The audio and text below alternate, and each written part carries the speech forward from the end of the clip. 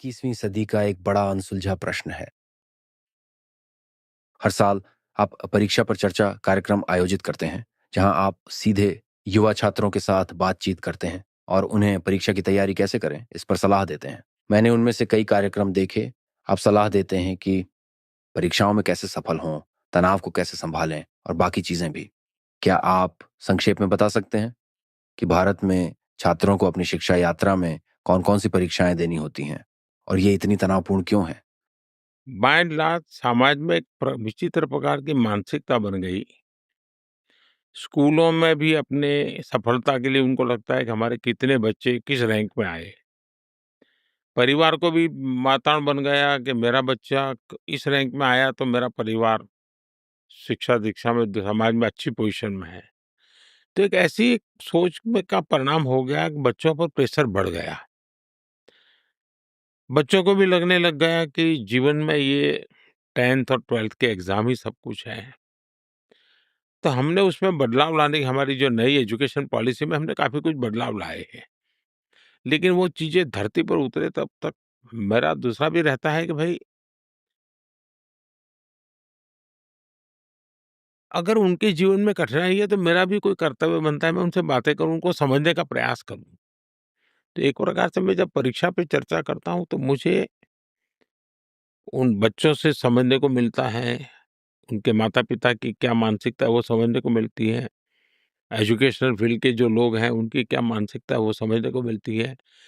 तो ये परीक्षा पे चर्चा उनका तो लाभ करती ही करती है, मेरा भी लाभ करती है। और किसी स्पेसिफिक डोमेन में खुद का टेस्ट करने के लिए एग्ज़ाम ठीक है, लेकिन ये ओवरऑल पोटेंशियल को जज करने का पैमाना नहीं बन सकता। बहुत से लोग हैं शायद पढ़ाई में अच्छे मार्क नहीं लाए लेकिन क्रिकेट में सेंचुरी लगाते हैं, क्योंकि उसकी उसमें वो ताकत होती है। और जब लर्निंग पर फोकस होता है तो स्कोर अक्सर खुद ही ठीक होने लग जाता है। अब मुझे याद है जब मैं पढ़ता था तो मेरे एक टीचर थे, लर्निंग की उनकी टेक्निक मुझे आज भी बड़ी अपील करती है।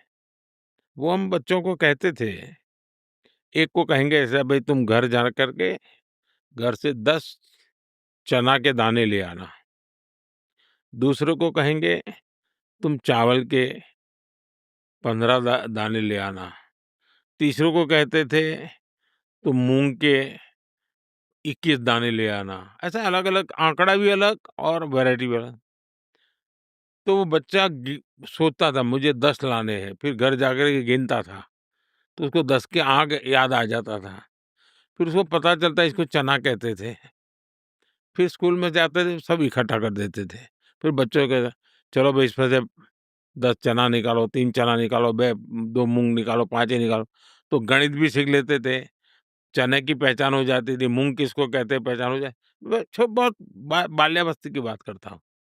तो ये लर्निंग टेक्निक जो होती है, बिना बोझ को बच्चों को पढ़ाने का तो हमारी नई एजुकेशन पॉलिसी में इसका एक प्रयास है।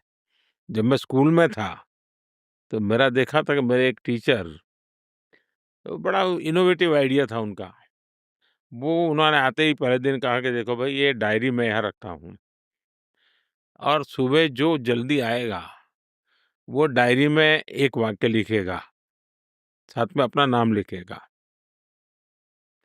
फिर जो भी दूसरा आएगा, उसको उसके अनुरूप ही दूसरा वाक्य लिखना पड़ेगा।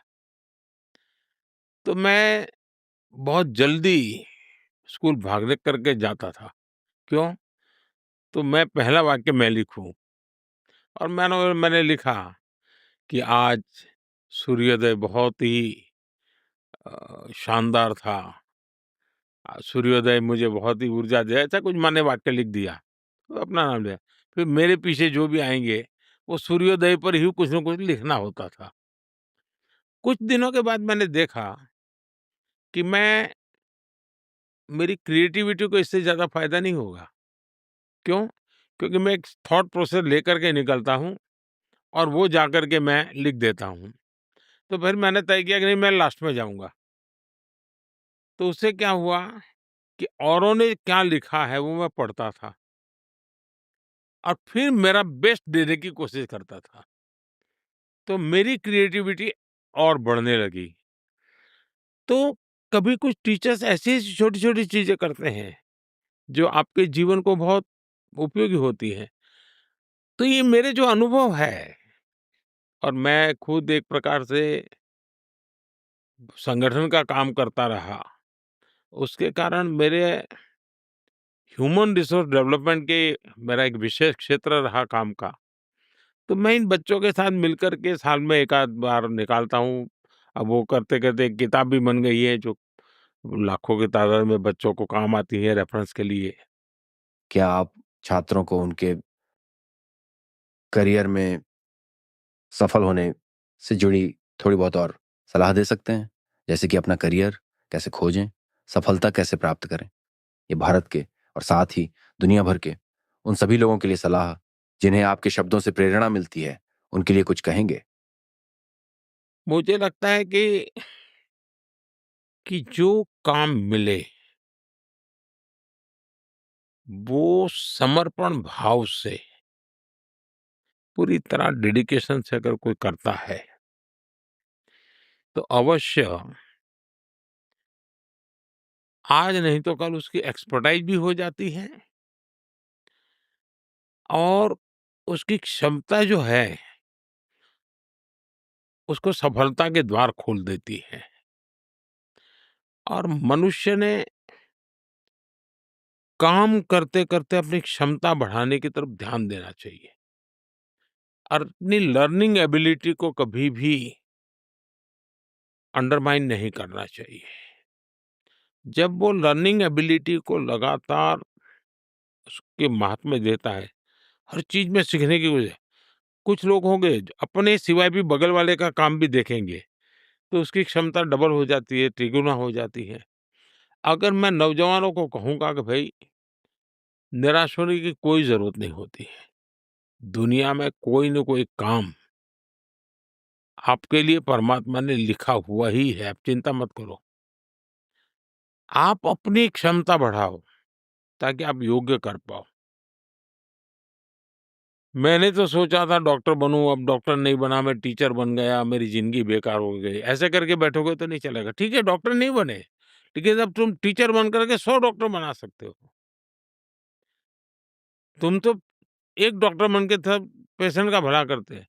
अब तुम टीचर के नाते ऐसे स्टूडेंट तैयार करो, उनके डॉक्टर बनने के सपने पूरे हो, ताकि तुम वो लाखों दर्दियों की सेवा कर सके। तो उसको जीने का एक और नया दृष्टिकोण मिल जाता है। कहा यार मैं डॉक्टर नहीं बन पाया और मैं रोता बैठा था। मैं टीचर बन गया उसका ही मुझे दुःख था। लेकिन मैं टीचर बनकर डॉक्टर भी बना सकता हूँ। तो हम जीवन की बड़ी चीज़ों की ओर उसको अगर जोड़ देते हैं, तो उसको एक प्रेरणा मिलती है। और मैं हमेशा मानता हूँ कि परमात्मा ने हर एक को सामर्थ्य दिया होता है। अपने सामर्थ्य पे भरोसा कभी छोड़ना नहीं चाहिए। अपने सामर्थ्य पे भरोसा बनाए रखना चाहिए और विश्वास होना चाहिए जब भी मौका मिलेगा मैं करके दिखाऊँगा। मैं करूँगा, मैं सफल होता हूँगा। वो आदमी करके देता है। छात्र उस तनाव से, संघर्ष से, उस रास्ते पर आने वाली कठिनाइयों से कैसे निपटें? उनको एक बार तो समझ होनी चाहिए कि परीक्षा ही ज़िंदगी नहीं है। परिवार को पता चलना चाहिए कि अपने बच्चे को समाज के अंदर एक प्रकार से दिखाने के लिए नहीं है मेरा बच्चा मॉडल कि देखिए इतना मार्क लाता है, देखो मेरा बच्चा। ये माँ-बाप ने मॉडल के रूप में बच्चों का उपयोग करना बंद कर देना चाहिए। अतः और दूसरा मुझे लगता है कि अपने आप को प्रिपेयर्ड रखना चाहिए। तब जाकर के एग्ज़ाम के लिए बिना स्ट्रेस को वो एग्ज़ाम दे सकता है। उसको विश्वास होना चाहिए और उसको पूरा पता होना चाहिए। और कभी-कभी तो मैं कहता हूँ, भई तुम कभी-कभी क्या कहे जाते हैं, वो पेपर ले लिया, ये लिया, करूँगा और कभी पेन थोड़ी चलती नहीं तो एकदम निराश हो जाता है। फिर कभी उसको लगता है कि यार ये बगल में ये बैठा है तो मुझे मज़ा नहीं आएगा। बेंच हिलती है, उसी में इसका दिमाग खपा रहता है। अपने पर विश्वास ही नहीं है। जो अपने पर विश्वास नहीं है, वो एक नई-नई चीज़ें ढूँढता रहता है। लेकिन अगर अपने पर विश्वास 1-2 मिनट लगता है, आप आराम से ज़रा डीप ब्रीथिंग कीजिए, आराम से ज़रा ध्यान केंद्रित कीजिए और धीरे से पढ़ करके कहीं भी और फिर टाइम को अलॉट कर दीजिए कि मेरे पास इतना समय है, मैं एक सवाल इतनी मिनट में लिखूंगा। मैं मानता हूँ बहुत जिसने पेपर लिखने की प्रैक्टिस डाली हो, वो बच्चा बिना बिना प्रॉब्लम कोई चीजों को अच्छी तरह पार कर लेता है। और आपने कहा कि हमेशा सीखने की कोशिश करनी चाहिए। आप कोई चीज कैसे सीखते हैं? कोई भी सबसे अच्छी तरीके से कैसे सीख सकता है? इस पर आप क्या सलाह देंगे? सिर्फ जवानी में ही नहीं, बल्कि पूरी जिंदगी में? देखिए, मैंने पहले ही कहा, जैसे मेरे जीवन में पहले तो मुझे पढ़ने का अवसर मिलता था, बाद में तो स्थिति ऐसे मैं पढ़ नहीं पाता हूँ। लेकिन मैं बहुश्रुत हूँ, मैं वर्तमान में होता हूँ। जब भी मैं किसी को मिलता हूँ, तो मैं वर्तमान में होता हूँ। तो मेरे अटेंटिव बहुत मैं रहता हूँ। मैं चीज़ों को बहुत जल्दी से ग्रास्प कर सकता हूँ। अभी मैं आपके साथ हूँ, मैं आपके साथ ही हूँ। अभी मैं और कहीं नहीं हूँ। ना मोबाइल फ़ोन है, ना टेलीफ़ोन है, ना कोई मैसेज आ रहा है, कुछ नहीं, बैठा हूँ। मैं हर चीज़ को कॉन्सन्ट्रेट कर पा रहा हूँ और इसलिए मैं हमेशा कहूँगा कि ये आदत डालनी चाहिए। आपकी लर्निंग एबिलिटी बढ़ती जाएगी और आप दूसरा अकेले ज्ञान से होता नहीं जी। आपको अपने आप को प्रैक्टिस में डालना चाहिए। आप अच्छे ड्राइवरों की आत्मकथाएँ पढ़ कर के ड्राइवर नहीं बन सकते जी। वो तो गाड़ी ले में बैठना ही पड़ता है और स्टीयरिंग पकड़ना पड़ता है, सीखना पड़ रिस्क लेना पड़ता है। एक्सीडेंट हो गया तो क्या होगा? मर जाऊँगा तो क्या होगा? ऐसा नहीं चलता। अरे! मेरा मेरा मत है, जो वर्तमान में जीता है, उसके जीवन में एक मंत्र काम आता है कि जो समय हमने जी लिया, वो हमारा भूतकाल बन चुका है। तुम वर्तमान में जियो, इस पल को भूतकाल मत बनने दो, वरना तुम भविष्य की तलाश में वर्तमान को भूतकाल बना दोगे, तो तुम्हारा वो घाटे में जाएगा मामला। और ज़्यादातर लोग ऐसे होते हैं कि जो भविष्य के दिमाग खपाने में इतना खराब करते हैं कि उनका वर्तमान ऐसे ही चला जाता है और वर्तमान चला जाने के कारण वो वो भूतकाल में गुजर जाता है। हाँ, मैंने लोगों के साथ आपकी मुलाकातों के बारे में बहुत सी कहानियां सुनी हैं और ये आम तौर पर ध्यान भटकता है। अभी कोई ध्यान नहीं भटक रहा। इस पल में हम दोनों बात कर रहे हैं। बस इस पल और बातचीत पर ध्यान